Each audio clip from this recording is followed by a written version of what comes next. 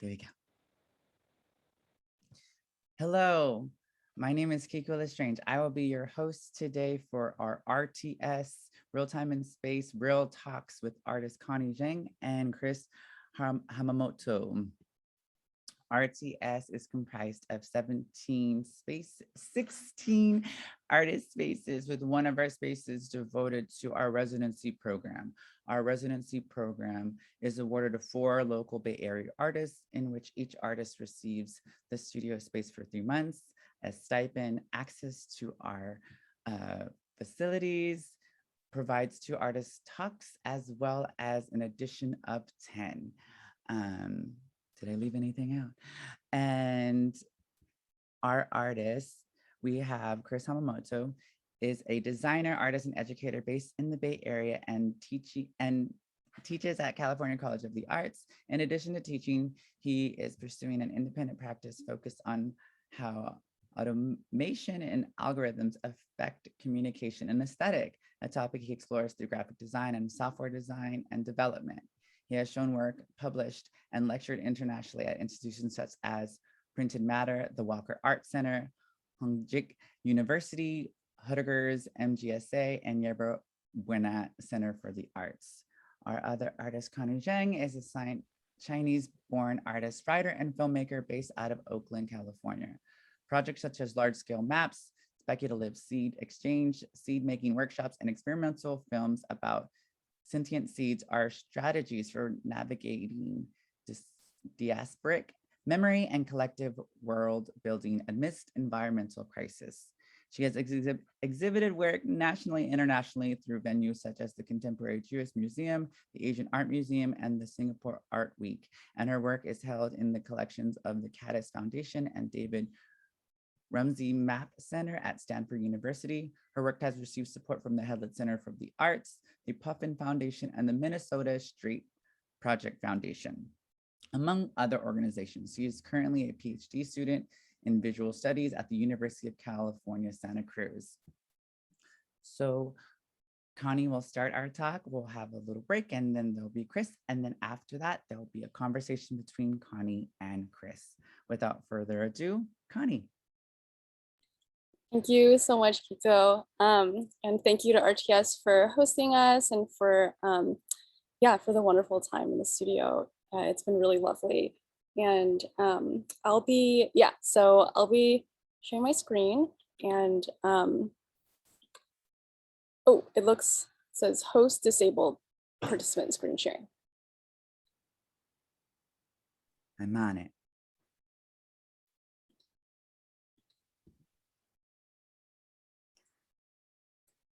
So so I'll be mostly just like sharing some new research strands and work today. So it's pretty much, there's a lot of new material, and I will be also talking a little bit about older work for context, but a lot of that material is, or the way I'm talking about it, is a little different from how I usually do as well. So yeah, a lot of new stuff today. I have access now. Okay, great, thank you. Perfect.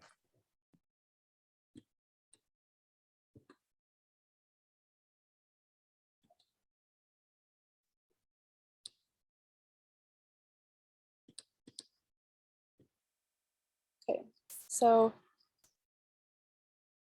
this is tentatively titled Decomposition Notes, and it's sort of, I guess I'm thinking of it as 4 acts. So Act 1, a score to decompose to. I started my time at RTS in the hopes that I would finish the first chapter of a graphic novel and the first cut of a new film project by mid-May. Here is where I'm at. The graphic novel is full of material, but shapeless, still a web full of images and ideas. The film has forked into 2 moving image works, which I'll share early sketches of today. Over the past few months, my work in the studio has taken on decompositional qualities. I've been sketching and ruminating, reading and writing.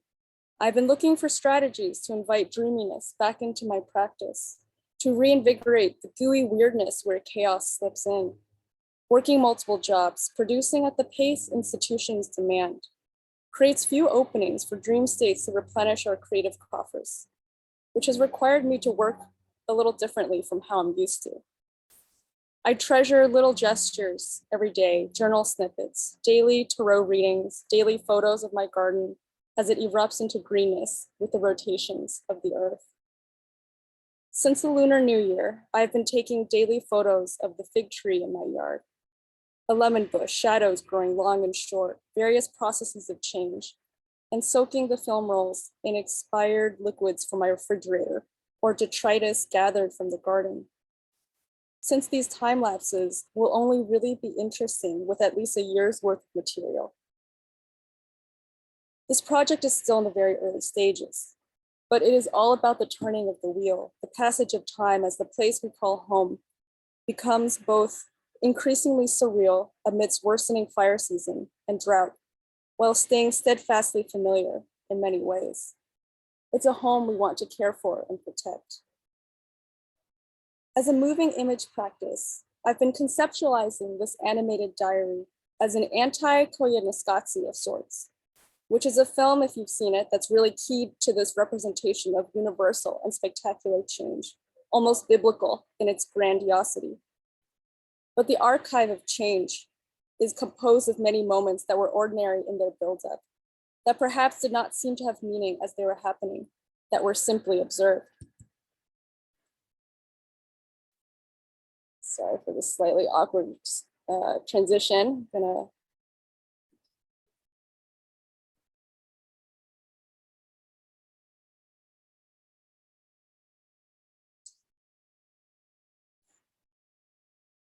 A film like this is very hard to pitch. It sounds boring, personal, without historical context. A photo a day, everyone does that. Everyone can do that. That's okay with me. It is for me and my relationship to time and a place I call home. It can be hard to forget this in school, but not everything needs to become discourse. Lately, I've been obsessed with developing strategies for deinstitutionalizing parts of my practice, a phrase I learned from one of my advisors, the sound artist and professor, Anna Fritz.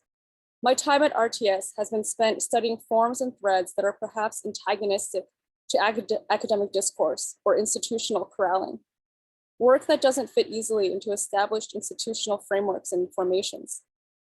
But this doesn't necessarily mean I reject institutions altogether because I currently depend on them, but rather find ways to maintain a spiritual balance, to work in balance. So I create little systems for myself to repattern process, durational elements, day-by-day gestures. Such modes of making require patience. They require not knowing. One of my favorite pieces of writing is a story called Mogura Wogura by the Japanese writer Hiroki Kawakami. It is about a giant mole who goes to work in an office building during the day and collects depressed humans to bring back to his burrow after work. He doesn't do anything to the depressed humans. They are just there in the hundreds, sleeping on soft futons underground. He has a mole wife and eats fried bacon and yogurt with peach jam for breakfast. There is not really a plot, but there is a magic to the story that is almost impossible to describe.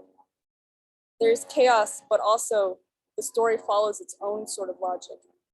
And the strangeness of everyday life unspools gelatinously, some hybrid of animal, plant, and body of water.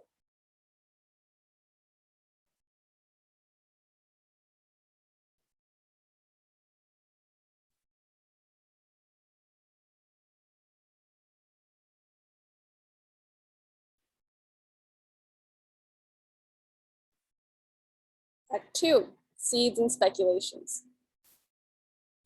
Since 2019, most of my artistic projects have worked symbolically with seeds as containers for navigating complicated emotions around environmental crisis and the continued weight of history.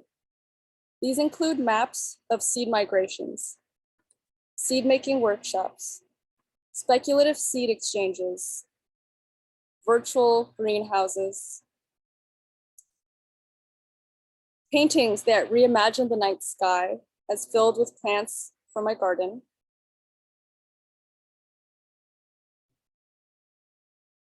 paintings of seeds as mutant gods, and short experimental films about seeds. Seeds are linked to both histories of colonization and survival, but their iconicity is largely positive. Who doesn't feel at least a little hopeful at the sight of a seedling? Seeds help impart a sense of agency and self-sufficiency during a time of endless disruption and uncertainty. Many of my projects are participatory and designed to be containers for bending mainstream narratives around capitalism and environmental catastrophe, with a focus on collectively imagining and challenging what we assume to be possible or not possible. One of these is an ongoing seed-making workshop called Seed Almanac, which I've been facilitating since 2019. In this workshop, I ask participants to make seeds out of clay with me. The central question is always, if you could have any seeds with you at the end of this world, what would they be? Sub-prompts include invitations to create seeds for people you love, seeds for people you hate, and seeds of things you'd like to have 10 years from now. Seeds you wish were real, and seeds for things in danger of disappearing. People have made all sorts of incredible seeds, and the more impossible they seem, the better. Why can't we have a debt cancellation berry or a seed for universal health care? The point of this workshop is not to foster magical thinking, but to invite participants to reframe the things capitalistic society has flat out told us are impossible, and to reframe them as things that are ultimately growable, that can be cultivated. I've been documenting and compiling these seeds, over 200 so far, as part of an ongoing speculative seed catalog that also contains drawings, short fiction, and poems. The catalog is called Seeds for the End of a World because there's a strong distinction between the end of this world and the end of the world. Many worlds can actually coexist, but capitalism has insisted that it is the only viable option. I've worked with the Minnesota Street Project and the Museum of Craft and Design to translate the Seed Almanac workshop into a seed making kit, which we distributed for free as part of my solo show at MSP last year. I hope to eventually scale this project into an open source online archive where people around the world can upload their seeds and prompts. I particularly enjoyed using Seed Almanac as a teaching tool, especially when I've paired it with a map of seed migrations I made last year called Roots. It's my hope that an open source version of this project could be a generative way for educators to pair food history, which is in many ways also a history of colonialism, slavery, and the explosion of global capitalism, with embodied practices of anti-capitalistic thinking and reframing through the act of making. Roots essentially provided the historical underpinning of a prototype for a speculative seed exchange I developed last summer. It was an invitation to consider what it might look like to build an economic system on exchanges of imaginative work, rather than gambling, which is more or less how the stock market operates. The show offered lots of items for visitors to take home: free seed packets, printed materials, seed making kits, and visitors were invited to leave behind a seed in exchange. Speculative fiction then, not financial speculation. Our agricultural and botanical history is full of violent and inequitable seed exchanges, or rather, violent and inequitable exchanges, period. If we consider their ties to plantation slavery and indigenous genocide, is a bag of coffee or sugar, Carolina gold rice, Florida oranges, etc., really worth $5 or even $10? These are fundamentally unanswerable questions. These debts will never really be fully repaid. If we accept that no monetary amount will ever make up for the destruction wrought by European colonizers since 1492, what are some seeds, real or imagined, that could inch us towards some form of equity, toward repairing past injustices? My projects also include 2 short films called Seed Time and the Lonely Age, about rumors of magical seeds that have escaped from a factory and can grow into anything we want them to. All the dialogue and movements were improvised and generated in response to some sci-fi stories I wrote, which I offered as a script for collaborators to respond to. The goal was to invite participants to reimagine the quote-unquote apocalypse as not something that was looming in the future, but as something that might have already happened. It was an invitation to consider the quote-unquote end of the world through the lens of ongoingness, rather than a faraway one-time cataclysmic event that could only happen in the way Hollywood movies have trained us to imagine them as. The films are an invitation to use that reframing as a way to root onto our everyday sources of hope. I shot both of these projects before the pandemic, during a time when the idea of living through and navigating the end of the world still felt very alien to many friends in my community. Part 3, waste work. Working with seeds over the past few years has been a way of moving away from the depressing side of thinking about climate change, and it's very depressing, to emphasize growth, healing, and nurturance. Another reason I've liked working with seeds is because they're very self-explanatory as a symbol. They allow me to make work that can sometimes, hopefully, be fairly undidactic. Even people who don't care about plants or like plants usually associate a seed with optimism. My earlier work though focused on trash. I was obsessed with trash. I'm still obsessed with trash. One year I visited landfills, recycling centers, and cardboard factories, obsessively mapping the movement of recyclables such as cardboard around the world. My first essay film was a piece about environmental racism and how American media narratives about pollution in the 2000s were heavily racialized in class. I've always been very obsessed with trash and waste because I'm from a place that has often been described in the US media as a wasteland. My own hometown of Luoyang, China, has been featured in various news stories about a river so polluted it literally turned red. Asia has been frequently reconfigured as a dystopian setting in post-apocalyptic films, as Austria Superrock has documented. China specifically has been called a wasteland many times. Just a few months ago, Newsweek called Beijing a wasteland. I have family members living in Beijing, a city of over 20 million people. They would probably agree that it is polluted and the air quality is very bad, but I don't think they would call it a wasteland. What is a wasteland? This is a picture from my aunt's balcony in southern China. Some people might call it a wasteland. It's home for her. Merriam-Webster offers several definitions, the first of which has a disturbingly reproductive quality: barren, cultivated, uncultivated. Wasteland is also sometimes used interchangeably with desert, as you can see in this Google image search. You may get different results. This is what I got. But not all wastelands are deserts, and not all deserts are devoid of life.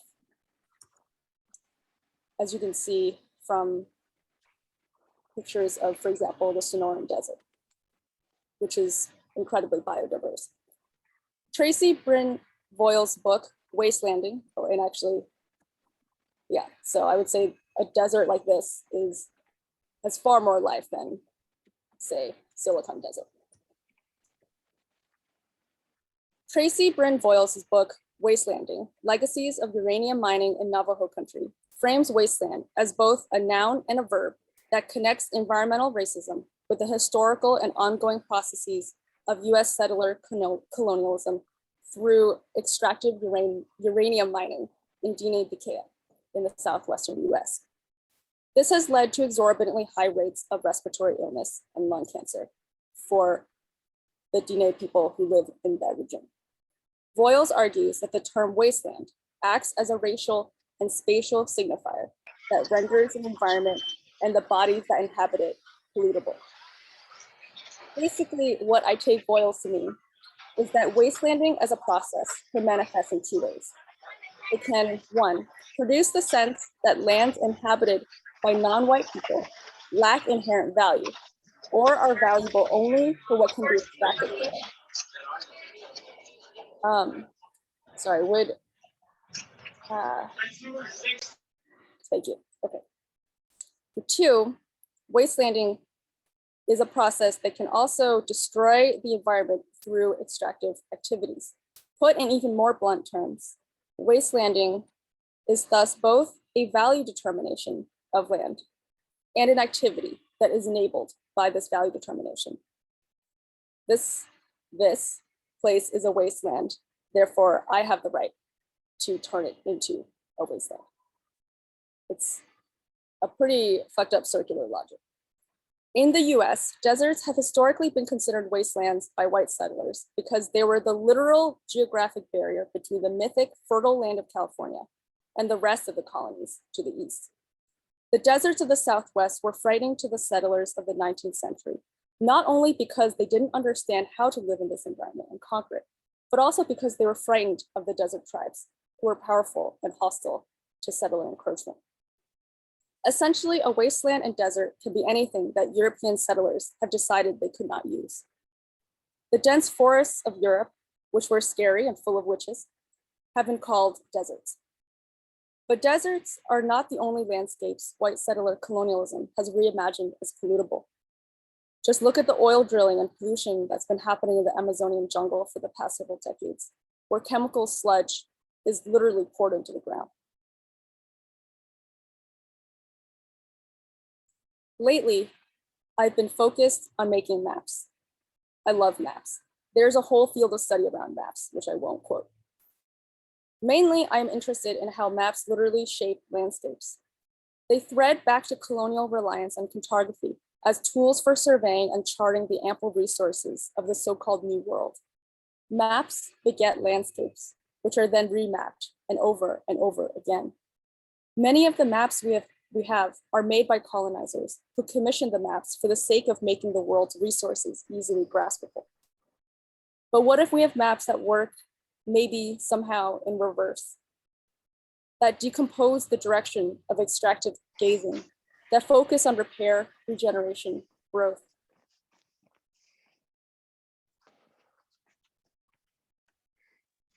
Land of Opportunity is a map of the 43 most well-documented toxic sites in the Bay Area and local efforts at remediation or repairing the land.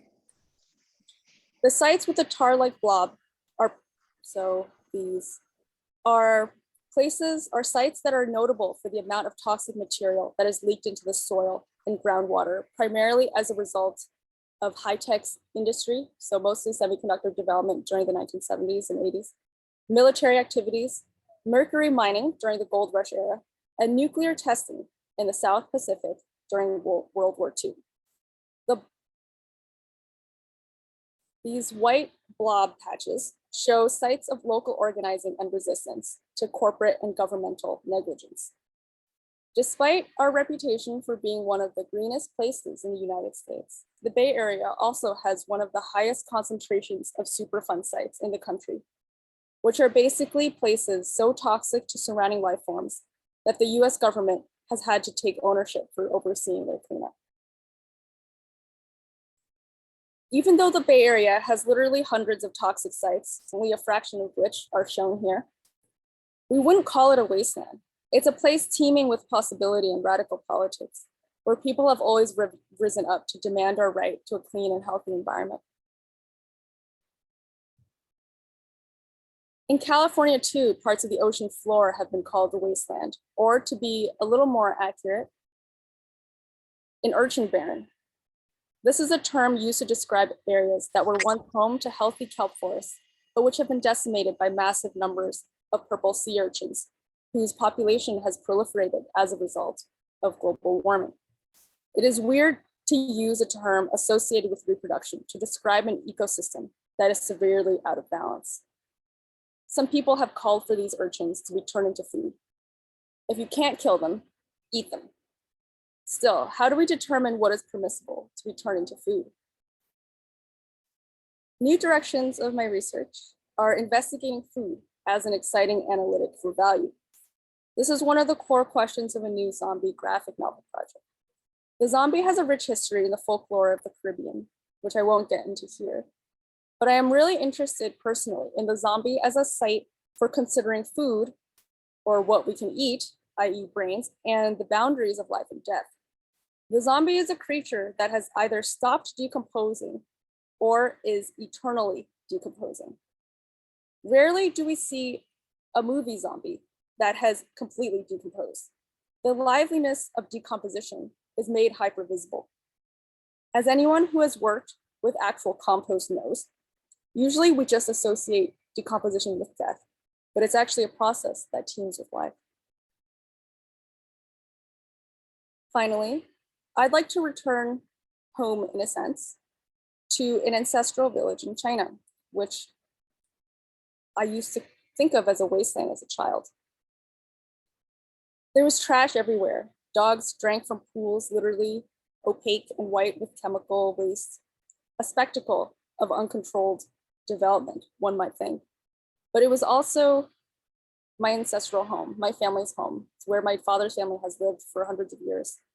My flesh was literally fed by the minerals from that soil. The village is no longer there. It was turned into a mall in 2018. So I'm going to end by sharing a snippet of a new film project I've been working on for the past year. I actually applied to RTS with a proposal to develop this project with costumes, a full cast, a whole storyline with all these characters and speculative fiction, and it's changed completely. And the only thing that has remained constant is the figure of a redwood tree, who is one of the main characters of the piece. So just give me a sec.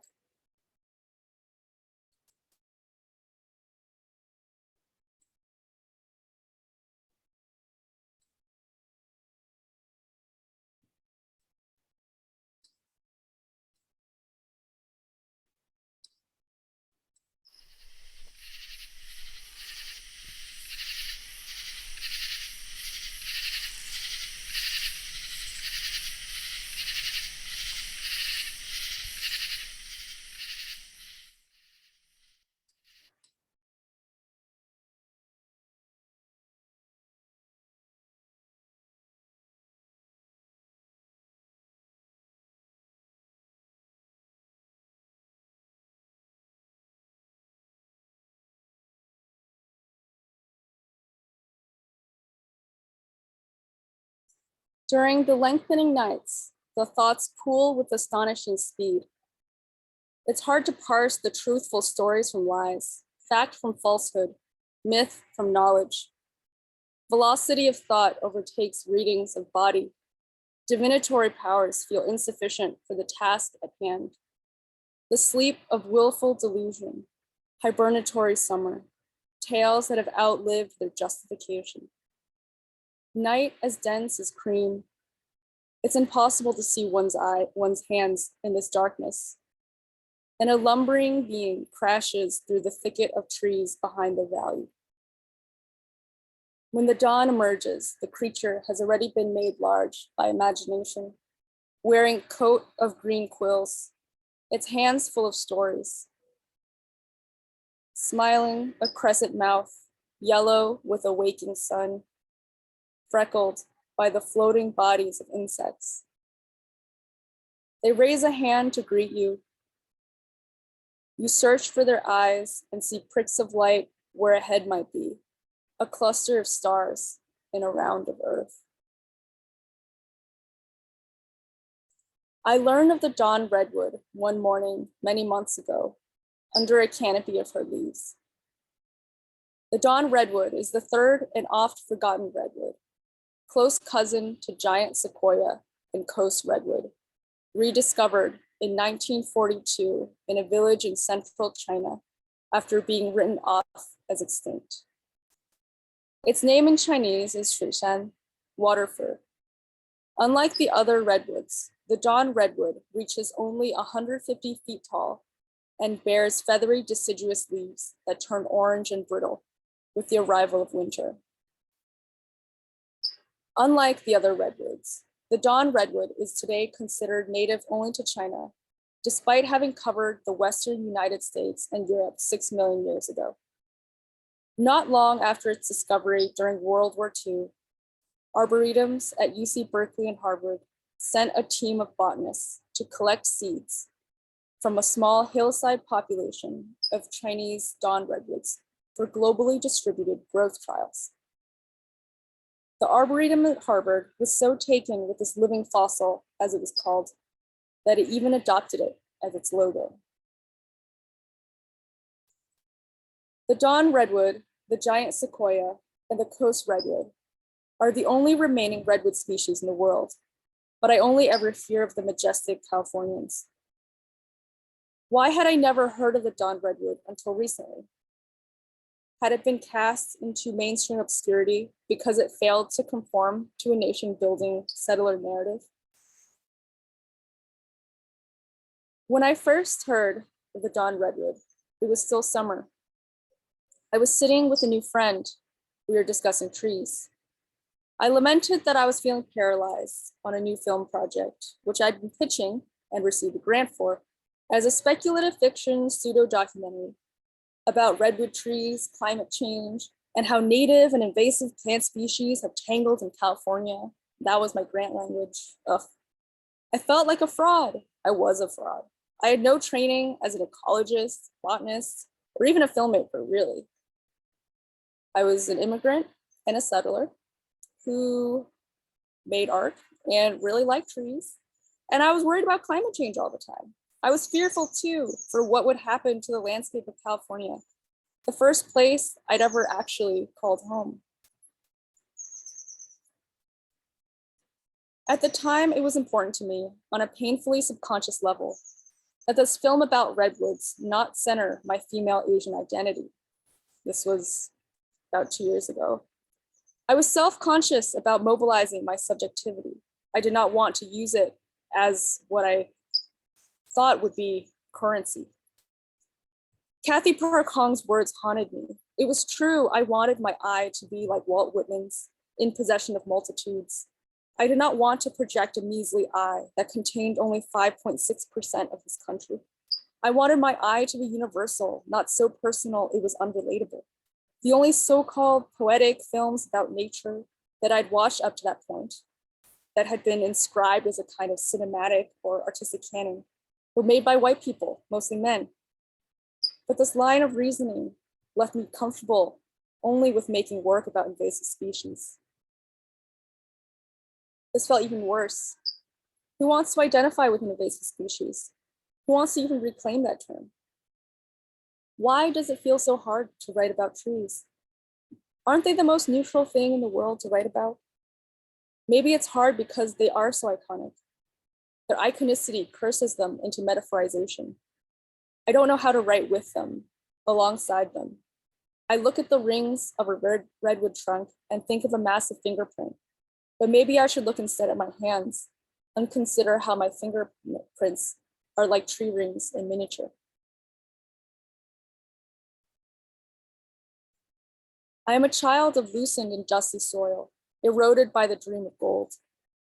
What does belonging mean when I continue to live upon unceded and stolen land?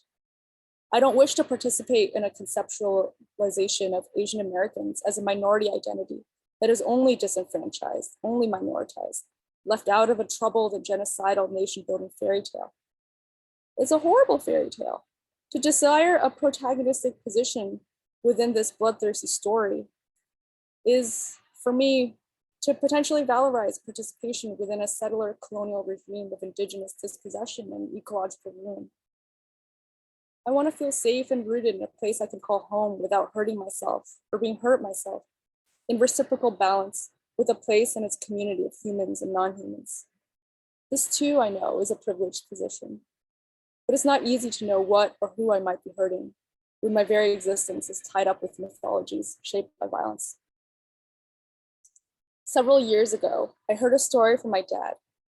He had been wandering around San Francisco looking for tombstones with Chinese names on them.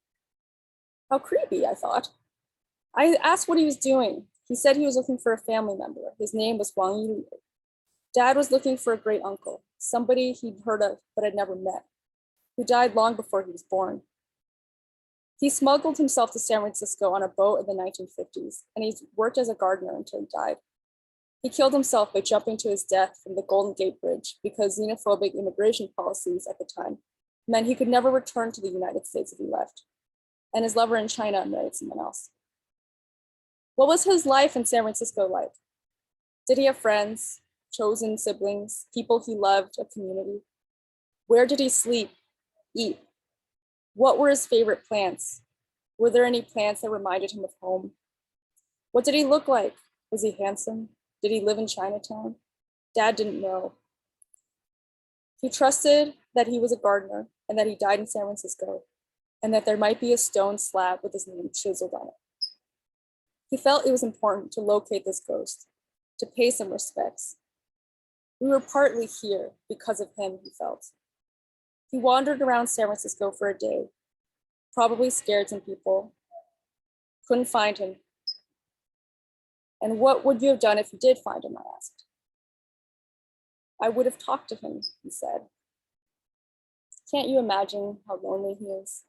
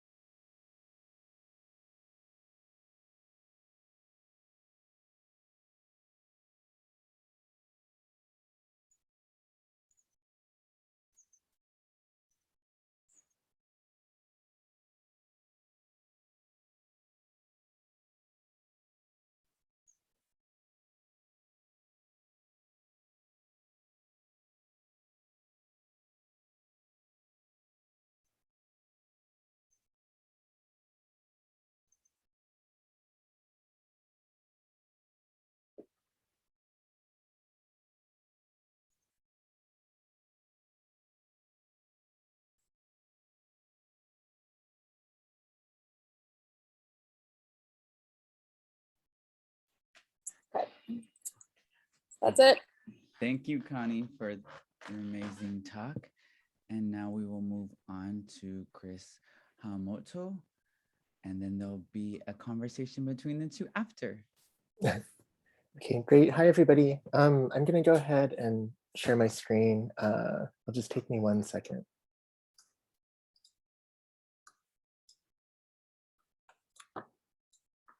Does everybody see like a black slide? Okay, cool. Thanks. Sorry, I always ask that. I probably don't need to anymore. It's been long enough on Zoom. So yeah, hi, everybody. My name's Chris Hamamoto. And first, I want to thank Real Time and Space for this invitation. I'm very excited to be an incoming resident at RTS. And I also want to thank Connie for her talk and the upcoming joint conversation. And thank you, everybody, for attending. So just a short introduction about myself. I'm an artist as well as a graphic designer. And the work I'll talk about today, I feel like sits at that border. And I suppose it's just a bigger discussion in my mind of where that boundary is and something I'm a little bit self-conscious about. But in addition to graphic design, my work is also influenced by my experience as an amateur programmer and working in the tech industry before I started teaching full-time. And many of my projects use some form of code or reflect on software and computer hardware in some way. And in addition to my own practice, I also work as a commercial designer and teach at California College of the Arts. And in this talk, I'll be focusing more on my personal projects. And I'm hoping to share a broad overview of my work. So I'll cover some ongoing works as a way to introduce myself, then talk about what I'm working on at the moment and hoping to work on during my residency at RTS. So a big inspiration for my work is the idea of the version, and how with the adoption of personal computing on the internet, where every piece of information shared is a process of duplication as it gets downloaded to our personal computers. How in this process of duplication or versioning, the transmission of information also changes it.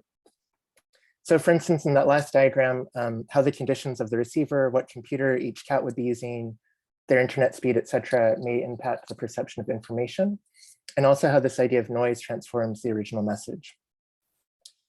And these topics overlap with my interest in how we engage with visual information and graphic symbols more broadly, and how these communication platforms impact notions like personal identity, aesthetics, privacy, and other social relationships. So to those ends, the first project I'll share looks at versions through generative systems and material transformations, and how they intersect with personal identity formation. So Flag Generator is an ongoing project John Sueda and I started several years ago, in which we deconstruct, colorize, and reconstruct new versions of slides using the web browser. And we typically do something with it every year, so you'll see multiple permutations of it. And although the project adapts to different hardware and software conditions, it's also focused on a procedural and indeterminate making process with the potential for a mass volume of formal outcomes. And Flag Generator started from our shared interest in how geography is graphically defined and influences our conceptions of personal identity. So to explore this idea, we devised a system to deconstruct and then reconstruct slides using software. And to generate the slides, we manually deconstruct each one and then use JavaScript in the web browser to colorize and reassemble them in different combinations. And for practical reasons, we've always used this 3-color separation technique. And with these parameters, a slide with 3 graphic elements would result in 9 layers that could combine to make 42 possible slides. If we had a second slide with 3 layers, so we'd have a total of 18 symbols. The number of slides expands to 272. And if we're to add one more slide for a total of 27 symbols, we'd get, I think, 975 slides. And in the generator, at any given time, we'll be using about 100 symbols, depending on the project. So the first iteration of this project was a commission by Culpa Press in San Francisco.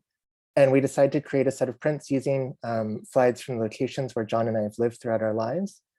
So it's sort of meant as a reflection on our collaborative practice and our relationship. We work together on a lot of projects and have been friends for a long time. And in this version, we really focused on the forms enabled by overprinting with the RISO. So it's also sort of a reflection on the production process. For its second iteration of Flag Generator, the project was supported by YBCA as part of a residency on the topic of citizenship. So for the citizenship Flag Generator, we focused on the charged nature of graphic symbols, collecting flags from entities that propose alternative ideas of sovereignty or a lack thereof.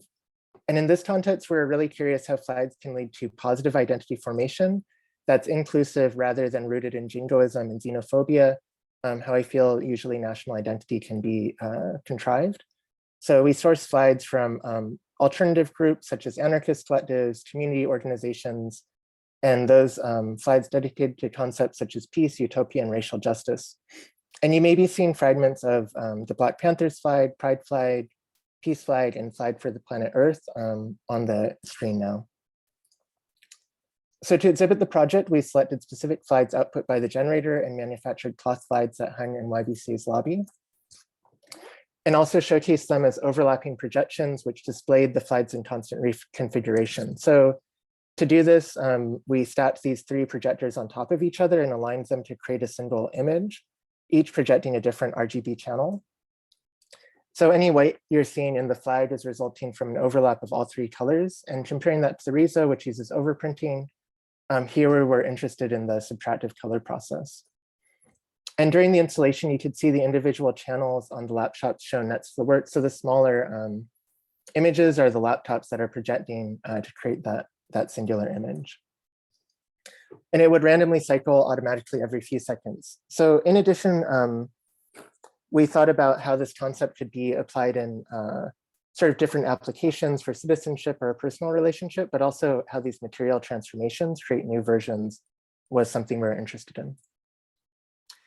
And for the project, Dorothy Santos, who's an artist and author and was another resident at the time, contributed an essay about slides and the relationship to queer and migrant identity that we distributed during a presentation of our work as a cohort.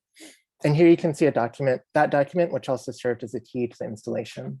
So a key to the slides used, and then Dorothy's essay on the other side. Since then, the project has continued to take on different forms in response to commissions. For instance, we made this version for Seoul See You Tomorrow Pyongyang at the Inter-Korean Summit in 2018, where we were asked to design a speculative reunified Korean flag for the year 2030. And for the project, John and I really wanted to be sensitive of the statement we'd make and just be non-judgmental, as neither of us have any Korean heritage. And we imagined in 2030 that flags will only exist digitally, allowing the future Korean flag to be in a constant state of flux. And it takes graphics from both the North and South Korean flags that are combined at high speed to have no fixed form. And this is just a photo of it in the Dundaemun Design Center. We also showcased the project at Timoro Projects in Santa Clara. At the time, Timoro was in Santa Clara, it's now in San Francisco, and it was in Takeshi Moro's garage. So it was kind of this like fun suburban setting, just showing some of our past work. But we also created new slides for Takeshi and his family, which were really fun to install in this sort of suburban setting. So here you can see one in his backyard. And another slide we placed in front of his garage. And those are John's kids several years ago. Since then, we've activated the project as a participatory event using a tabletop projector for a happening during SF Design Week, which was supported by John McNeil Studio and curated by Mary Bannis and David Wilson. So at this event, we provided our entire slide library up until that point as transparent films and asked participants to create slides using the transparencies and tabletop projectors. So here we were really curious how this project could become a social device and facilitate collaboration and conversation rather than something we just broadcast, which we've also done some workshops with the project, but it was very sort of unidirectional. So we're really happy to kind of think about this in a multi-directional scenario. And this is just a flag you can see a participant has assembled. And the most recent version of the work was commissioned by the designer Maki from the studio Abake and was shown at the France Materiel Centrum in Antwerp, Belgium, as part of the exhibition, What Mirror Do You Want to Lick? Which is about sort of speculative futures and alternative realities. So we were asked to devise a series of fictitious countries and their flags as part of the show. And here's a closer look at the work, which was modeled after the vernacular flags of the world posters that are often used as educational tools. So for this version of the project, we also had to come up with names for the countries on the poster. And to do this, we wrote a country generator, which deconstructed country naming tropes that include location, direction, geological traits, and color into lists that were reordered every time the page loads to generate 500 unique names. So you can just see like sort of these fictitious countries being generated on the fly. And along with this topic of graphic permutation, I've become increasingly interested in how versions can be used to enact social coercion and discipline, primarily through surveillance and the graphic nature of these forms of surveillance. So 2953218 is a broadsheet newspaper and custom LED light that explores a form of steganography on commercial home printers, which embed the metadata of the printer on the printouts via an identification number and timestamp.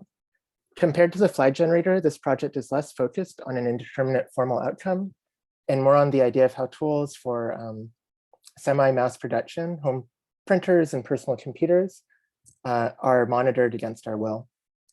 So this is a collaborator with a good friend, Federico Perez Vioro, who I worked on the concept and the design of the publication, and Xia Zhu, who worked on the, who designed and built the LED light. So many commercial printers also print a hidden code that's almost invisible to the naked eye, made up of yellow dots on all of their printouts. And this code is a unique stamp that can be used to identify the printer that it came from. And this process is known as steganography, or hiding an image within another image. This revelation was uncovered by the Electronic Frontier Foundation, who developed a dot decoder software, which decodes the secret yellow codes, which you're seeing a screenshot of here. And it's not verified exactly why these printers embed the secret codes, but it's presumed that the US government asked the printer manufacturers to modify their devices. And this scenario is just pretty improbable and also creepy, and can have serious consequences. For instance, the former NSA employee Reality Winner was convicted of leaking government documents about Russian interference in the 2016 elections to the news organization, The Intercept. And one way she may have been implicated is through the printer tracking dots found in the scanned document she sent to The Intercept, which they reposted online. And you can see these hidden codes by viewing them under a blue light, which increases their contrast. So in response to this finding and to increase visibility around the topic, Federico and I republished the leaked document from the Reality Winner case as a broadsheet printed only in yellow. Formally, we scaled up the printouts by about 300%, so you could see the yellow forms without special tools. However, we also worked with Xiao Zhu to create this LED light that could help viewers read the document. And the document itself consisted of graphics to test the relationship between the blue light and yellow ink, as well as a summary of this form of steganography, how to decode the printer dots, and the reality winner case, in hopes that this would inform readers and encourage conversation. So when read in the dark with the special light, the publication gets activated in a new way. And I don't know if you can see it, but sort of above the text that says staff main intelligence, you can see the dot patterns. And here's just another photo of the light being used, as well as a visualization of the blue light effect with the yellow text more clearly.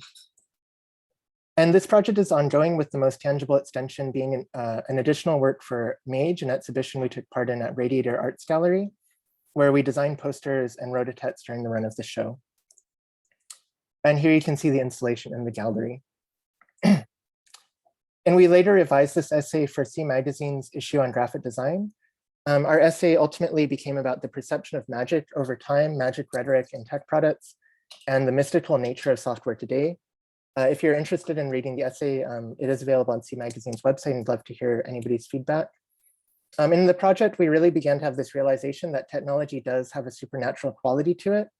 And there's this gap of understanding that makes it really difficult to sort of visualize how it functions. And as a result, we feel like there's a certain blind acceptance of what we feel should be questioned. So since our research on printer dots, Federico and I became increasingly interested in how computer software and hardware stem from ideologies and act as agents of discipline. More recently, we've been exploring the topic with an emphasis on the role of artificial intelligence in surveillance and speculating on its use in perpetuating hegemonic values. In Verde Azul, we reflected on how visual perception is shaped by language and colonialism's role in that process of defining language in relation to sight, focusing on how this tendency continues to be enforced today and will be into the future via machine vision technologies. So this project took shape as a website in short fiction that comments on the linguistic and historical moments when the colors blue and green started to be distinguished into the categories we understand today in English, an organization that was different in many non-Western cultures prior to colonization and empire building. So in response to the topic, Federico wrote a short story that revolves around a mythological body of water where a strange color phenomena results in time and space collapsing. Through a mix of facts and imaginations, a narrator recollects his dispersed yet seemingly connected experiences involving water and green and blue objects. This unfolds as he studies the roots of Nahuatl, an Aztec language that has over 13 terms to refer to, oops, sorry, one sec. Oops. Sorry, I'm just going to reshare my screen in a second. Okay. Seemingly connected experience involving water and blue and green objects. And he learns how the color has been used as a tool for ideological colonization. It's more a techno-baroque prose than a linear narrative, and the text touches on family, death, and symbiotic dependencies, as well as on technology's impact on the way we organize and understand reality.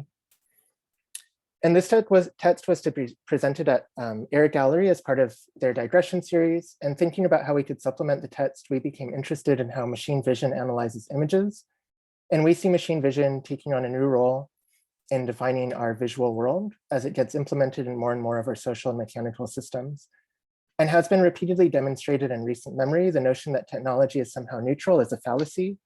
Instead, their technologies are often embedded with the ideologies of their creators, developed for militaristic purposes, and before being adapted in commercial ones, and then deployed for political and economic gain. And this is just a screenshot of a project by Joy Bulawamini that deals with some of these topics. So for the presentation at AIR, we developed a website that uses a JavaScript machine vision library to determine the presence of blue and green in a series of computer monitor test graphics. So this video sequence is predetermined, but the detection is of the colors, which are following around the colors on the screen in the bounding boxes is live. So similar to the DOTS project, we were really curious about where the thresholds for visual interpretation exist and how technological standards are imposed via calibration and then perpetuated via emerging technologies. And the software was used as a backdrop during a recitation of the story by Federico. and the graphics were exhibited in the gallery space, which you're seeing here. And our most significant work on the topic was done during a residency we had at OCAT in Shenzhen, China, a couple of years ago. There we built on our interest in steganography and machine vision in a series of projects grouped under the heading of fugitive images. We were interested in the notion of imagery that could escape the sight of non-human entities, and embarked on researching the technology between how machine vision classifies imagery and the potential for an image to escape machine sight. So much of this interest came about a few years ago when we began to see images like this one circulating on online stores, where consumer products had their logos and other brand signifiers modified. Yeah, I'm a little loath to admit it, but I do collect shoes, and I was searching around online and I kept seeing these product listings with images of like Nike shoes or other brands where their logos had multiple convoluted or deleted swooshes on websites such as dhgate.com. And we suspected that the shoes were replicas or counterfeits, which made us think that the images were modified to avoid detection by software policing the internet that was looking for fake products. In this case, a machine model could have been trained to see Nike swooshes and flag suspicious items. In our theory, the alteration of the swoosh in the listings would have evaded copyright protection, but we weren't sure if there was actually a modification or if it was just a digital device. So we ordered a pair of shoes, and this is what we got. And as you can see, there's no double or triple swooshes here. And in our everyday lives, we've been exposed to so much branding that we have a really intuitive understanding of what a logo is. But teaching to understand, computer to understand this concept and identify them is a lot more complicated. So in order to identify a logo, a system has to account for placement, size, material, angle, and be sensitive to distortions, abstractions, variations, and evolutions in brand stylization. Amazon, for instance, has an internal computer vision system that detects logos in their catalogs in order to flag products suspected of being counterfeits. And while this tool might help Amazon protect intellectual property, it's also important to recognize that these systems' secondary uses are to enhance search and recommendation engines and also really just drive their business model forward. And detecting an object within an image is a technically complex process, but a simple description is that a machine learning software processes an image, analyzes it via statistical models, and then based on the image's contents as patterns of different shades of color, they compare it to a large data set of other images.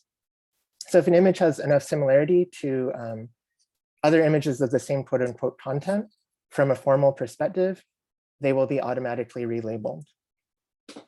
And computers for a long time have been able to process images. However, the possibility to segment its components and infer their semantic content adds another layer to their analysis. These technologies result in products that scrape the web looking for counterfeits, read license plates via cameras in the street, recognize people's identities in crowds, and process our images into metadata from which to extract value. And while there are practical and even positive applications of this tech, like automatically adding captions for screen readers for the visually impaired, one must wonder what dangers these technologies pose.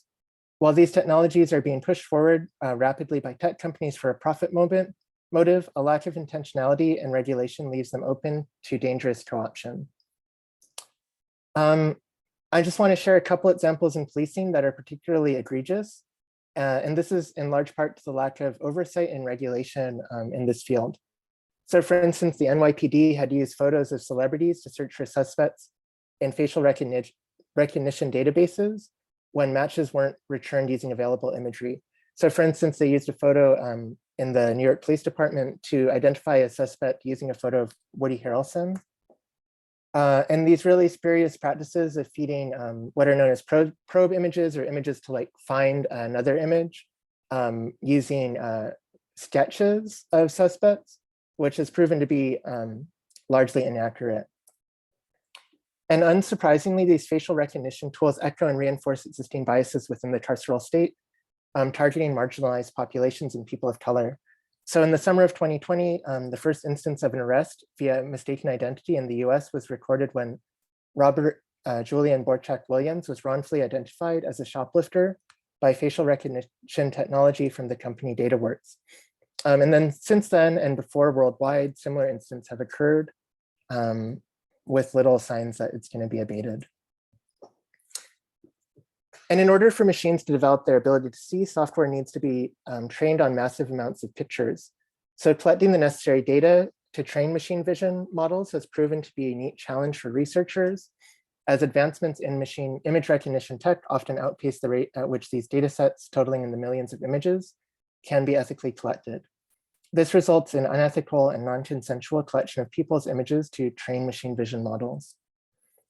So as a local example, in 2015, scientists at Stanford published a set of nearly 12,000 images pulled from a webcam that live streamed the interior of the Brainwash Cafe in San Francisco.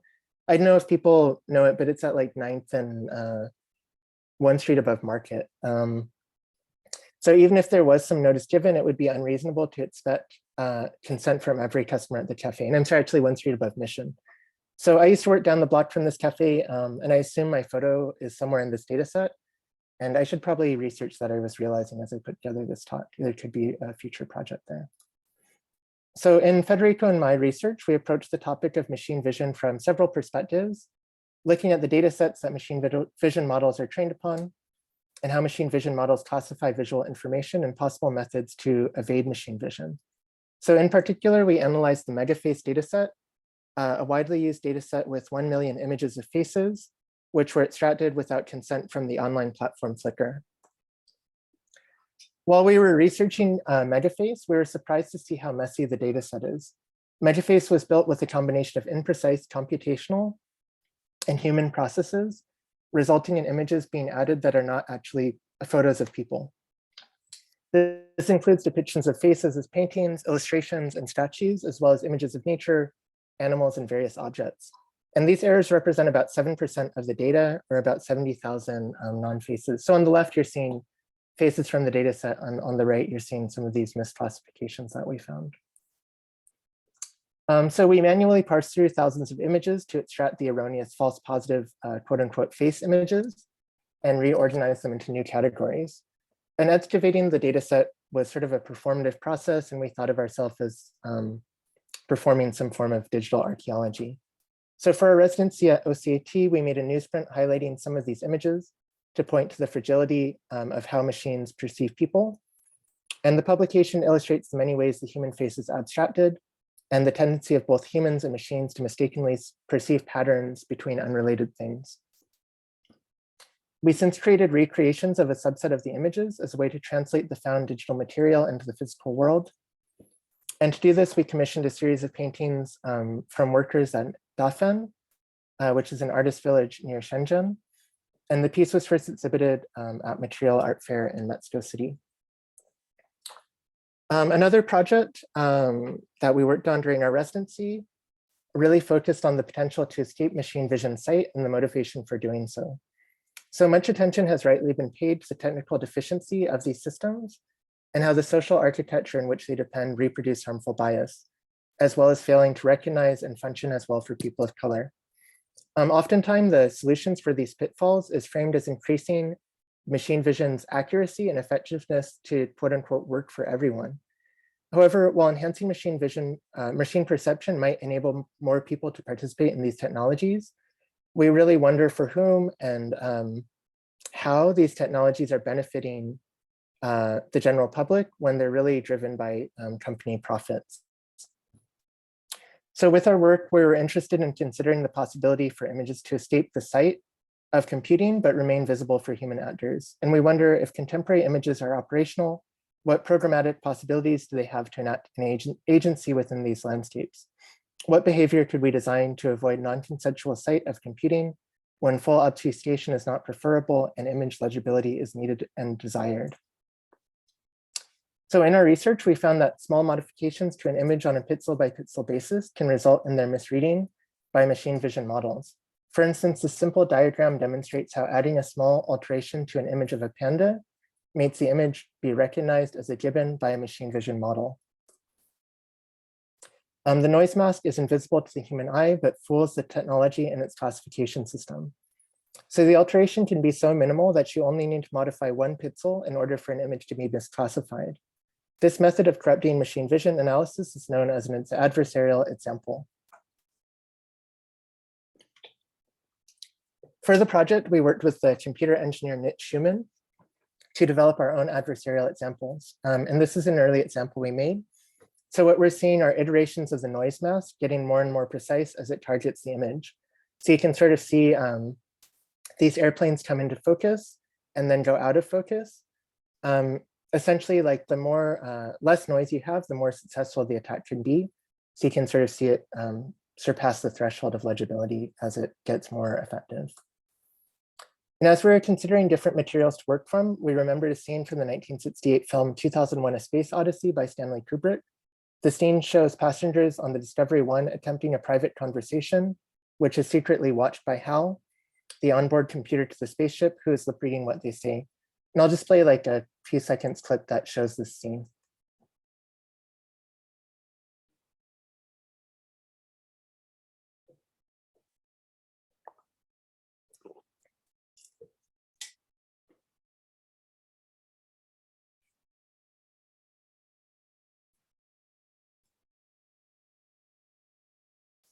So you can see, even though the astronauts thought they were out of HAL's hearing, he was still reading their conversation. So this is the analysis from image recognition software YOLO v3, processing a section of the movie clip. As you can see, the model identifies the image as containing a person, which it marks in a bounding box. And this is just an example of just the type of detection we want to avoid. So we use this as a source material and developed a process to generate adversarial noise for each of the scene's frames. After many attempts and hours of training our model, we got to this point. And it might be really hard to see, especially over Zoom, but this GIF shows noise that when added to the image would make humans undetectable by machine vision software. And this is a close-up of the noise added to the video. So it's almost imperceptible to the human eye when it's at normal scale, but you can see it a little bit more when it's zoomed in. So if the pilots had access to these masks, HAL would not have been able to spy on their conversations, hypothetically. And as you can see in this analysis, the model is confused and misclassifies the person category as a cat, dog, chair, and even a teddy bear. So we thought this was pretty interesting, but we're also sort of butting up against this notion that invisible images aren't terribly exciting for visual artists. So we went back to explore the formal nature of the added noise. We scaled it up in size and removed the images and got this result. And we're interested in these outcomes because we think of them as engaging digital artifacts, but also interested in how their forms constitute a different type of language and how they translate interpretation rather than just disrupt it. So while it's not as organized or as distilled as an alphabet, these forms correlating to text was very interesting to us. And this is a movie we put together of adversarial examples, in this case, giving ourselves license to alter the colors in order to see more of the movement from the original movie. And it, again, might be hard to see over Zoom, but the noise makes sort of a ghost image of the film, which we find compelling. And we presented the work at an open studio at OCAT in Shenzhen, and also have shown it at Fun Palace, an exhibition about art making in relation to non-human entities that was curated by Bruce Bodin. And since then, we've been working on a series of essays that articulate our theories about the nature of contemporary images and sort of whether or not, evasion from these systems is even possible. And we've really been shifting our focus recently to think less about the potential to escape machine sight and instead reflect on what it means to be captured or totally unable to escape surveillance, which I guess is kind of depressing, but I think maybe part of reality. So lastly, I'm going to share about a project that's currently in progress that I've been working on in my first few weeks of the residency at Real Time and Space, and then briefly about what I hope to accomplish during the rest of my stay.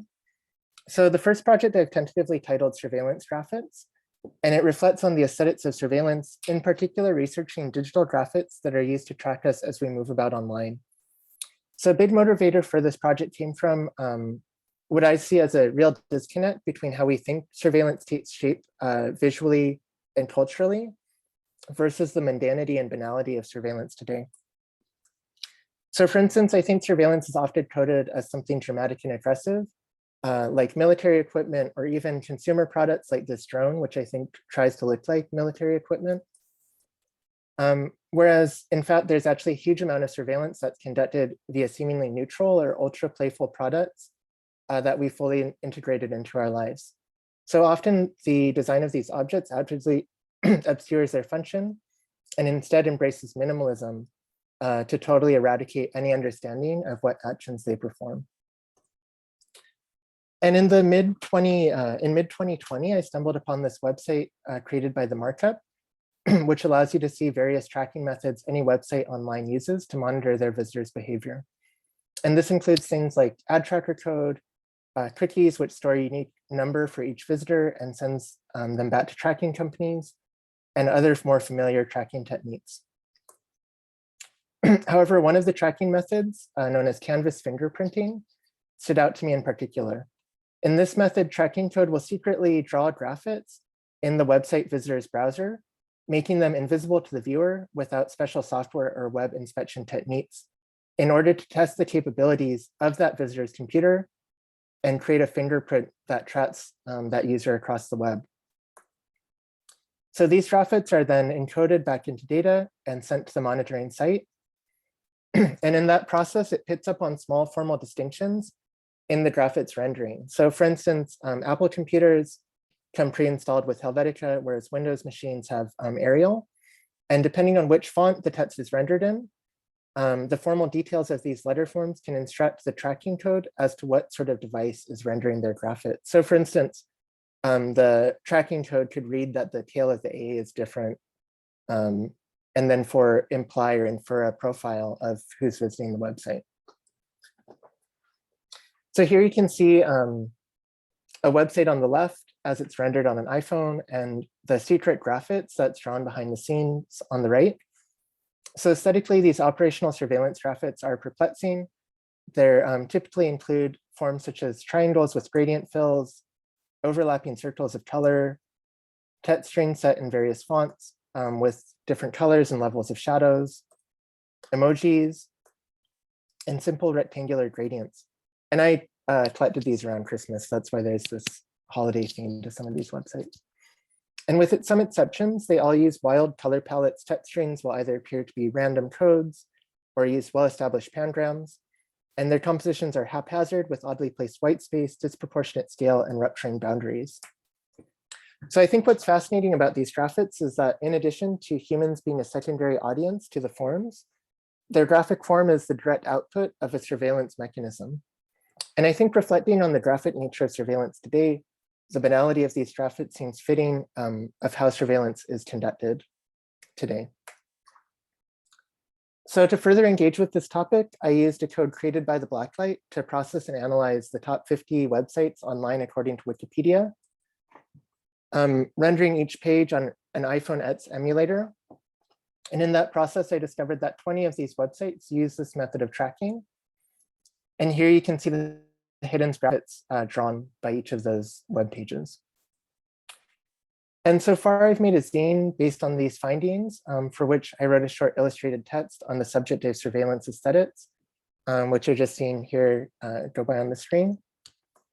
And in the past couple of weeks during my residency, I've been using my space at RTS to figure out how to exhibit these, this project in an upcoming group show at UW in Madison.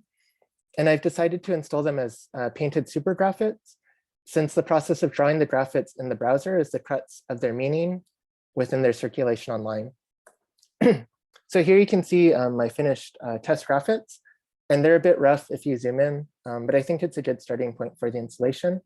And for the RTS votes, I will paint over these before I go. And for my next step on the project, I hope to create a time-based piece that shows the graphics being drawn at reduced speed. Just for clarity, this isn't my work. This is a tech demo from a computer science class at UC Davis about a decade ago, which is one of my main touch points for the extension of the project. So right now I'm hoping to sort of capture the process of drawing these graphics similar to what you're seeing here. And just lastly, I'll briefly introduce a topic for a project I'm planning to work on during the rest of my residency at Real Time and Space. So building off my interest in machine vision and how non-human entities see via operational images and the aesthetics of surveillance, This project looks at optical calibration targets or graphics that are used to calibrate high altitude cameras used by airplanes and satellites. These graphics can be found on Google Maps, and they picked up some headlines a few years ago as NPR ran a story on them, and enthusiasts used the platform to locate them at military bases all around the globe. And with the increased privatization of airspace and outer space via drones and satellites, I'm interested in how this vantage point will be reinterpreted and impact our daily lives and communications. So right now I'm in the process of collecting these graphics and uncovering their history, which is pretty contested and unclear. And I plan to spend the next couple of months on this research and reinterpreting my findings into an edition. And I'm looking forward, my hope is I can share more about this project and the final artwork at my exit talk.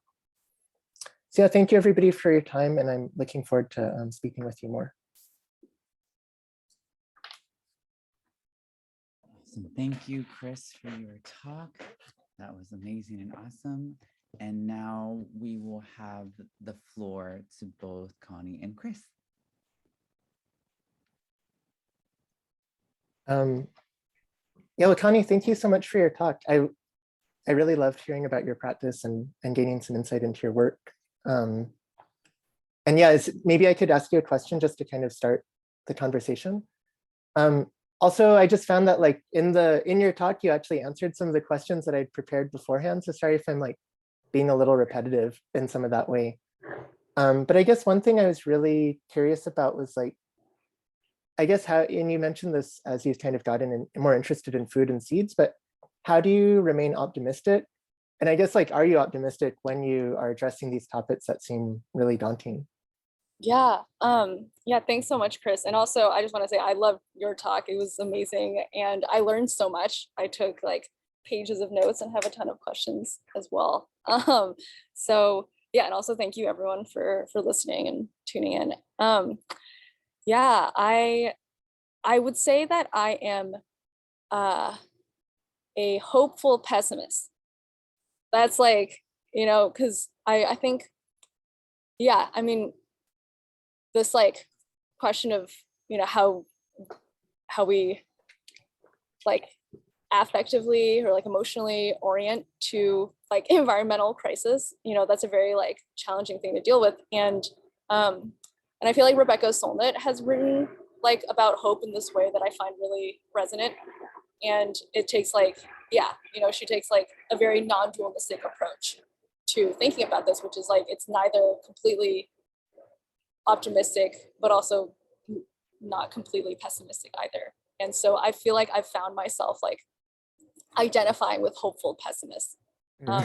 And yeah, and I feel like the work around with like seeds as sort of like a central like analytic is really helpful for me. Like it, and I think something that I've been thinking a lot about is how it sort of fits into my like more institutional or academically supported work, like namely through the PhD program. And something that I've been struggling with a lot is kind of thinking about how to, yeah, kind of like how to do like institutional research around a subject that is like very dear to my heart. And that is like a source of hope for me. And like there's a part of me that wants to like protect it somehow from sort of like in like an institutional force, where it's like, oh, I don't want to like theorize about like it's sort of more about making for me. And I think like food is like a really interesting sort of like bridge, because food history is insane, and it's also so tied to like colonialism and like climate change and just like everything that we're dealing with. But it's also like a place where a lot of really interesting innovations, I think especially in design, are happening. So yeah, thanks for that. Thanks for that question. Oh yeah, of course. Well, I mean, just like a couple of reactions to that, like one thing I know you mentioned during your talk that I found resonant is like, you're saying that like, this world, like the world as we know it might end, but the world won't end, sort of. So I mean, like, I guess I kind of take some refuge in that like, even if we feel like it's so catastrophic, like, we're much more transient than maybe like the things that we're sort of catastrophizing. So yeah, I mean, I don't know if that maybe makes me Yeah. an Yeah. optimistic pessimist too. So Yeah, totally. And I think this like reframing of like a world ending rather than like the world ending has been really useful for me, especially since, yeah, especially thinking about how like the quote unquote like world ended for like the mm, indigenous peoples of this continent, you know, in totally, totally. 1492 and for several centuries. And for like I'm sure it was very apocalyptic for like the, you know, for the people who were living in West Africa who were seeing their communities completely destroyed through slavery. And like that was probably a kind of apocalypse. And yeah, and so I feel like friends who've heard me like rant uh, have maybe heard me kind of go on about like apocalypse films. Like I'm Mhm. obsessed with apocalypse films. And just like how they kind of they often like especially the ones made in Hollywood tend to Mhm. reinforce a very like Judeo-Christian like heteronormative like white like this Yeah. you know kind of like view of like the hero. And I think it's like yeah, and I feel like this questioning of like the hero trope is also very useful here. But like oh wait, I want to get into some questions for you Oh, too. sure, sure. I yeah, so I feel like Um, I mean, I really enjoyed seeing or learning about how you're using like procedural design and improvisation in your work, like sort of, I feel like threading with or like dovetailing with themes of sort of like almost like satirizing like the nation building, like the project of nation building. And so I was wondering if you could talk about like I guess sort of like tenets that you use when you're sort of like designing systems that are based on like play and destabilization. Because like because yeah, I feel like there's a lot of like really exciting like system level thinking in your work. And but it's like really hard to build system. And Oh, at least from my perspective, like and and I just yeah, it's like how do you yeah, like what are the sort of like tenets or like principles that you use to like you know anchor yourself while you're working with themes, you know, while you're working with subjects that have like a really like powerful and like potentially like troublesome, you know, like yeah, yeah.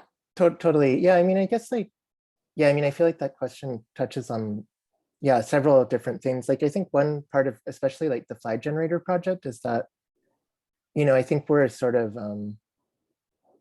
we try and be really sensitive in what we're doing, but we also recognize that, we think of it as sort of like a more playful project rather than something that's maybe more, I don't know what the right term is, but maybe like not trying to engage on certain types of emotional or social levels. So like, for instance, we know that flags are often these like really tyrannical, terrible symbols for, talentless communities that are impacted by by nation building or empire projects. And I think like a few ways that we've approached it, and I think we could definitely do a better job of kind of acknowledging the duality of some of these symbols and some of their, their problems. But I think we've really tried to approach it from a personal and sort of a responsive perspective. So, that means like working with people that commission us pretty closely, so that we're not maybe like trying to infer or impose, our perspective, like a value judgment on some of these situations.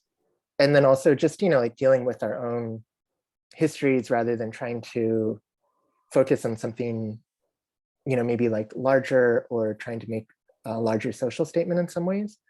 And I guess just like a couple things about the project in particular, like I think a lot of the interest stems from this sort of neoliberal turn and how we think of sovereignty and like the switch from, yeah, this kind of idea of nation building as something as like branding and kind of controlled graphic exercise. So like countries want to have tourist boards or like advertise visiting their country on like podcasts and things like that. So it's sort of like commercialization and commodification of these symbols that I think we're also interested in. And then just kind of about establishing roles, I think like another aspect of it too is just like, you know, John and I are pretty amateur in a lot of ways. So a lot of our ambitions are really moderated by what we're able to do. And I think like that can be a really helpful constraint. Mm-hmm. Yeah, that makes a lot of sense. But I feel like, yeah, I mean, I guess I wouldn't have known that you're like a quote unquote, like, you know, Oh. amateur, you know, and say like program if you hadn't like mentioned that. But I guess I was also curious, like how, yeah, like what are some, I mean, areas of like the sort of discipline of design that you feel like you see as still needing like critical interventions? And maybe this is something that you're thinking about a lot because, you know, you are. Oh yeah.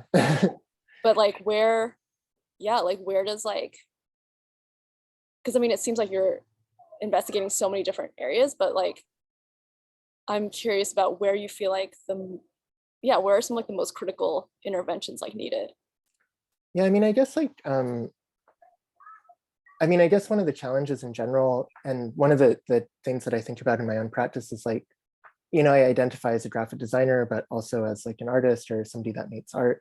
So, you know, I think that like a lot of times the subject matters would be similar, you know? So, I mean, I do think like ecology is a huge issue that should be addressed in kind of like any discipline. And I think like, you know, specific to graphic design, there's been a huge interest in decolonization of design. So sort of like the Eurocentric, you know, sort of white male character of design, and like how do we sort of undo or complicate that? I think sort of like the notion of like celebrity and maybe, you know, design only being a commercial practice and something that could also be, you know, I mean, in fact, I think like design is often like a social facilitator. You know, it helps people connect to each other, or, you know, like moderate and facilitates safety. And there's this like whole social component to it. So I think like kind of undoing some of these aspects that are, you know, really like just some of, I think like the mentality of designers, like oftentimes when I, even with some of my colleagues, and I mean this in a totally like friendly way, but I think sometimes when I like mention, you know, I'm in the design faculty, like if they're either in the fine arts, they have some idea that maybe I'm like really interested in like only creating logos or something like that, you know? So I think it's just kind of like trying to open up perception about what design entails. And I guess like maybe this kind of leads into another question that I could, for you, that I could kind of prompt off some of my own, you know, just from my own personal experience. And I guess it's just related to like a lot of my work, you know, like the flag generator, like a lot of the projects I showed today have like a speculative element to them. And I guess I sort of see this like overlap in your interest in speculative fiction or speculative artworks. And I guess I'm just curious, like similar to how you're saying, like in maybe these programmatic systems, how do I instill sort of boundaries or find like tenets for approaching those systems? I guess I'm curious, like with speculative works, like how do you sort of like think about making them like setting boundaries for yourself as well, so they don't, you know, because like you mentioned, like it's not about magical thinking, it's, you know, speculation. And I guess I'm wondering, like, could you talk about some of those boundaries and how you handle some of those things? That's a great question. And I feel like a very, yeah, I feel like that's a question that I feel like, yeah, I feel like everyone working with speculative fiction should like spend some time with. But yeah, I feel like, so I guess one way that I approach that is, I guess it's related to the question that I asked you about tenets. And I actually learned this from one of my professors and advisors, Anna Fritz, who I'm like such a fangirl for, and I'm gonna let myself be recorded saying that, but but yeah, like so she's a sound artist and radio artist and works and one of the most, I feel like, important things I ever like learned period in school was like starting a project, and she's specifically talking about sound projects and like field recording, but like or at least in that context, but really thinking about like what tenets am I bringing to this, and like using those as sort of like a compass, because yeah, like you're right, it could totally spiral off into really anything, you know. And so I think for me, just always like realigning on some like tenets that I've written down in advance was really helpful. So for example, like thinking about sort of like new economic systems, like that kind of came about by the sort of like consistent like sort of consistently like asking myself, like, is what I'm doing, like, is it further reifying like certain like ideologies or modes of like thinking that I don't agree with, that I think are, you know, capitalistic, neoliberal, etc., or is this like potentially pushing towards something else that is more generative and based on collective, you know, and really like helping to support collective liberation, you know, however small or however micro that looks. And so like one example was when I was developing the speculative seed exchange at the Minnesota Street Project last year.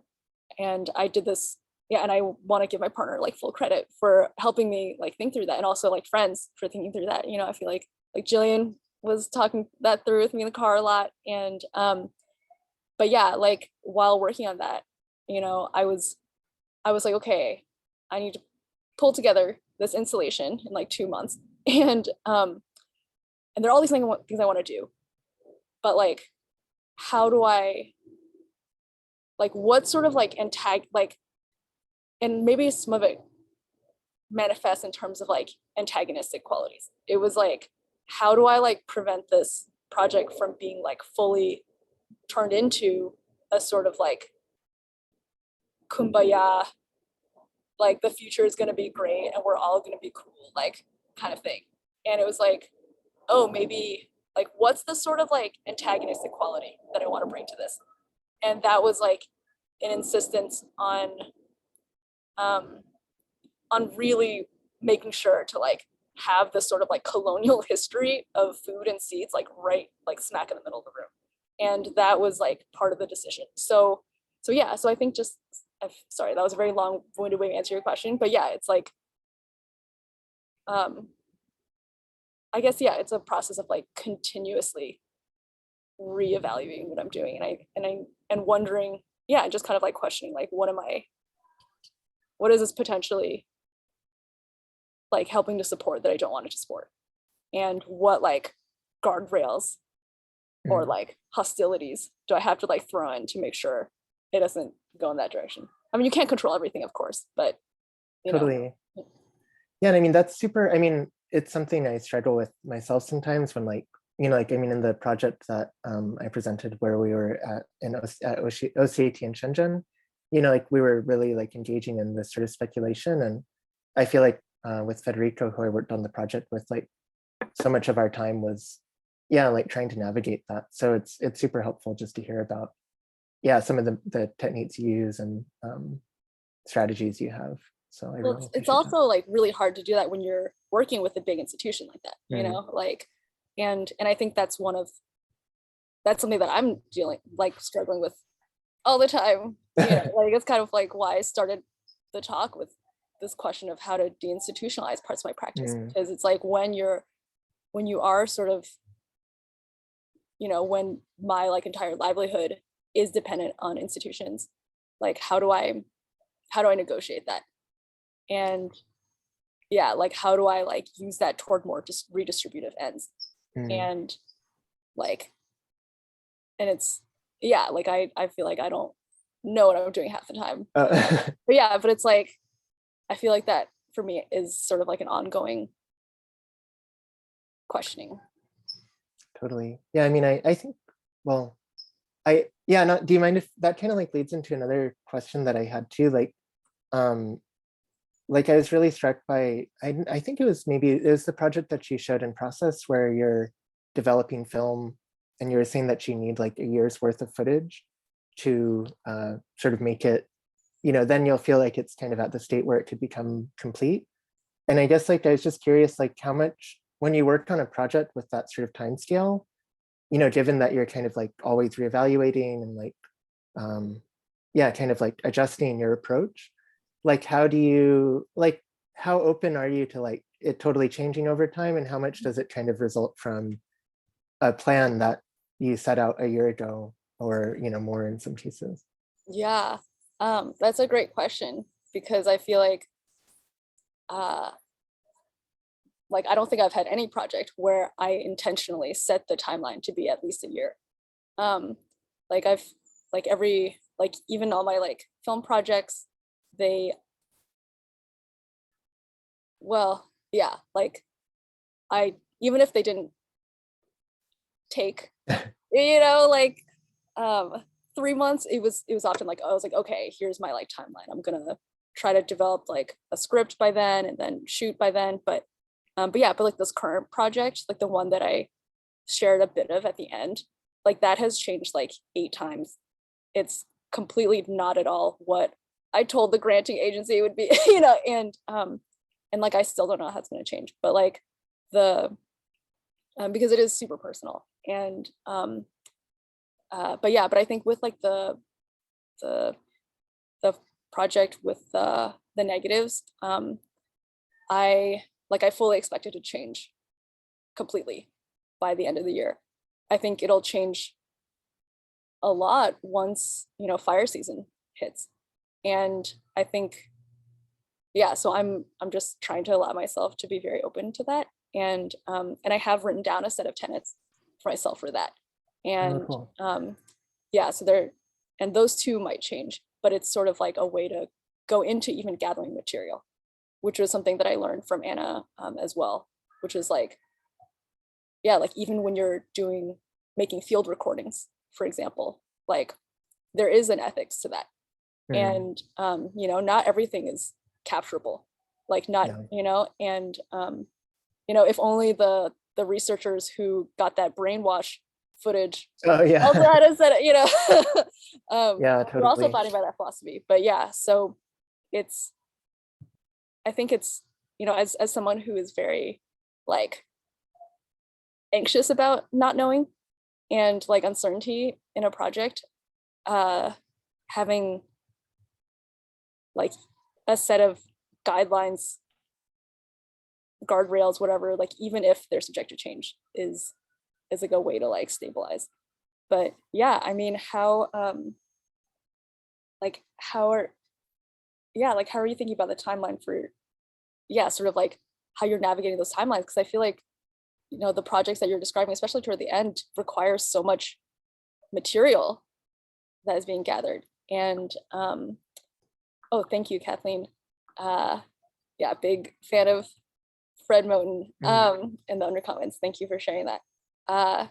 Yeah, so like how, so I guess, yeah, I'm just like, want to turn that question back to you and ask how you're thinking about like how you negotiate the discoveries that come up as you're gathering material and research, and if that, how do you, Yeah, that totally. changes your project completely. I mean, I guess like yeah, I mean, I think it's definitely like open to I just try and remain open to change, because then kind of as you're saying, like things are really unpredictable, and like even over the course of a project, like social contexts might change, or just like how I'm feeling about a topic. And I mean, I guess like the two things that are sort of helpful for me, one is I feel like most of my projects don't have like a ton of institutional support, or they're kind of these smaller things. And also like the difference between like institutional support from a smaller arts organization compared to like a private industry or for-profit thing, it's so different. So like sometimes you're working with really small budgets, or like constraints in like installation or something like that. So I think like kind of working at a scale which feels really manageable for like a couple people kind of allows, yeah, just allows for like reinterpretation or changing things. And also, you know, the scope of actually like creating the project might be a little bit shorter. And then I think the other aspect of it too is just like, you know, I feel like there's a few interests that I have that I keep looking for, you know, looking for projects about or kind of like information about. And I don't really, you know, set out to say like, oh, I'm going to create this, but rather like I'll find something that I, you know, fits in with those interests and then create a, you know, that, so giving a lot to serendipity, I guess is what I'm saying, you know, of what kind of happens during the process and just being open to it. But I definitely struggle with it, as you're saying, like, I think one of the reasons I'm a designer in a lot of ways, or think of myself as a designer, is like wanting to have control and like, you know, things have to be like a certain way and you want, you know, to be able to manage some of these things. So it's been an interesting process, kind of like letting go a little bit of that. And then I know we're getting short on time, but I had a question I really wanted to ask you, because again, it's, well, actually, yeah, sorry, I'm not sure which.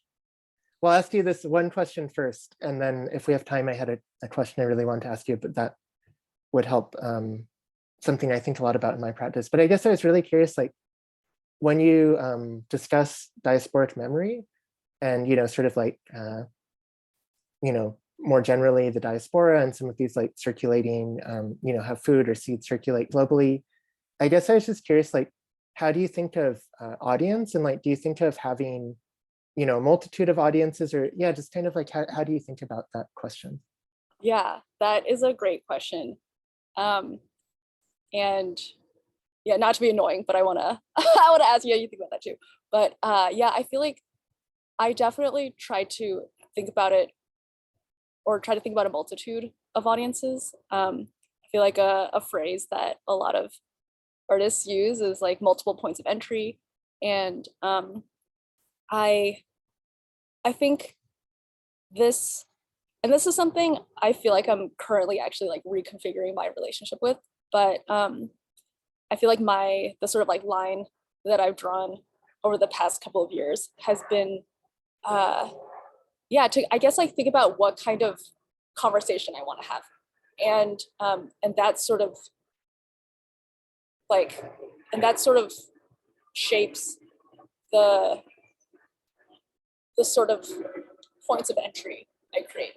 Because I I feel like, okay, and this is sort of just based on like this one experience that I think actually like ended up affecting me a lot more than I thought it would. But it was actually like when I made my first like essay film project, and a, a lot of it was very focused, was sort of like a critical media analysis. So it was kind of looking at how a lot of US media, that like mainstream media that I'd grown up with, had really sort of like painted China as this environmental boogeyman. I feel like at the expense of sort of acknowledging its own role, and like American multinational corporations' role in sort of distributing this like waste and pollution in poorer countries, and also like neglecting to, you know, clean up the messes that the government created in mostly lower income communities of color. So it was very like angry piece, and I thought I wasn't like being angry, but I like was. And then I remember like there was a crit where multiple people said that it was didactic, and it was like a stab in my heart because the way that I read that was like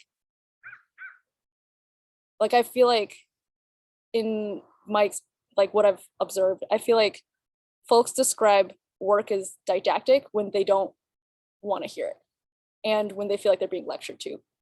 Whereas like a piece is powerful when you're already sort of on board, and it's helping you, you know, give you language for what, you know, for this challenging set of experiences you're having. Because like I feel like because for that piece, I got a lot of really strong feedback from other artists, like Asian diasporic artists and viewers, like, and and I and I remember, like, I felt like it was like hearing that it was didactic was frustrating, because I felt like there was a certain kind of conversation that had already been shut down, because of the way that I was communicating that, and also because of, you know, the willingness of the listener, perhaps, or the viewer, to engage with that. And yeah, like, it was a very didactic piece that, like, I'll, like, acknowledge. But it got me thinking about, like, how, like, things like beauty, or like a really, you know, a particular kind of, like, formal order or experimentation can be an invitation for a lot of people. And for example, like, paintings often are a great point of entry, because, like, everyone will let a painting in a way that they don't necessarily let a video piece in, and or like a written work. There's sort of this already, like, suspicion that there's going to be a propagandistic function, and so yeah, so I think, like, I think that's one of the reasons why, like, I love working with, like, seeds so much, because like everyone has a relationship to seeds, you know, even if you don't plant, even if you don't like gardening, like, it has a certain sort of, like, symbolic and emotional valence for you. And yeah, so I think, like, that's how I've been, like, approaching it, where I'm like, okay, what are the different ways I can, like, invite a conversation, because that's ultimately what I'm after for a lot of the work. But now I'm like, well, I don't know, you know, I'm like, maybe there's some conversations that are just for the sort of, like, a particular audience. And I think that's something that I'm trying to work through in some of the newer work, where it's like, yeah, and I feel like Happy Park Hong writes about this really well in Minor Feelings. Yeah, how do you think about that with your work? Oh, sorry. Yeah, no, I mean, it's funny because my other question was, like, because I do feel like one challenge that I have, and I don't know if it's, yeah, I mean, I do feel like I can kind of empathize with the idea of, like, feeling like, or I don't know if it's getting the feedback that my work is didactic, but worrying that it kind of, like, veers into that territory often. So that was my other question for you, like, because I feel like your work doesn't feel didactic, and I was wondering how you sort of deal with that, or are able to achieve that when it sometimes your work deals with esoteric topics, or, you know, maybe has, like, a, you know, strong perspective to it, kind of like what you're describing with that first piece. So yeah, I mean, I don't really know how to answer the question, because it's something that I struggle with a lot, but I just kind of think about, like, I mean, I guess a few things that I'm trying to embrace a lot more is, like, really thinking about, like, you know, who are my creative communities, and, like, who is it that I want to speak to, like, Totally. you know, there's a lot of these sort of yeah, I mean, I think there's a lot of work that really is trying not to speak to, like, a broad audience, but instead, you know, gains a lot of its saliency from, you know, directly engaging with, you know, people that are supportive, and you know, really, like, have these attributes of overlap. So I think a lot of my work has just been focused more on, like, how can I cultivate those relationships or create work that speaks to, you know, a smaller community. And then I think, like, the other thing that just bums me out and kind of I struggle with is, like, a lot of times the work maybe does become really academic, or the work becomes very, like, inaccessible. So it's just kind of, I think, yeah, as you're saying, trying to, like, balance those multiple audiences. Like, how do you create something that, you know, is accessible, and other people can enjoy, or invites conversation or interest, but, you know, at the same time, kind of not catering to an audience that, you know, maybe it's just not in my interest, or, like, I don't really have anything, you know, maybe they're not receptive to it, or I don't have the thing that my perspective isn't that valuable to them or something. So just, yeah, trying to think through that, I guess.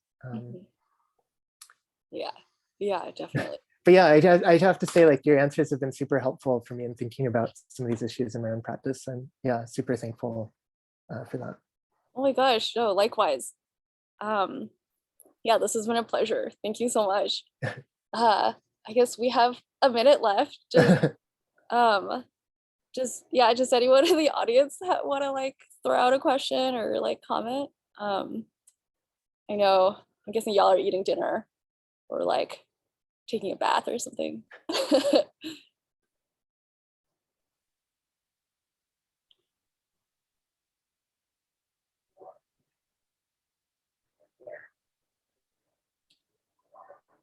Cool. All right. That's it. Thank you so much, Connie, for your conversation and y'all's talk. And this concludes Real Talks with Connie and Chris. Yeah, thank you so much, everybody. Yeah, thank you. Okay, take it easy, everyone. Have a good night. Bye. Bye.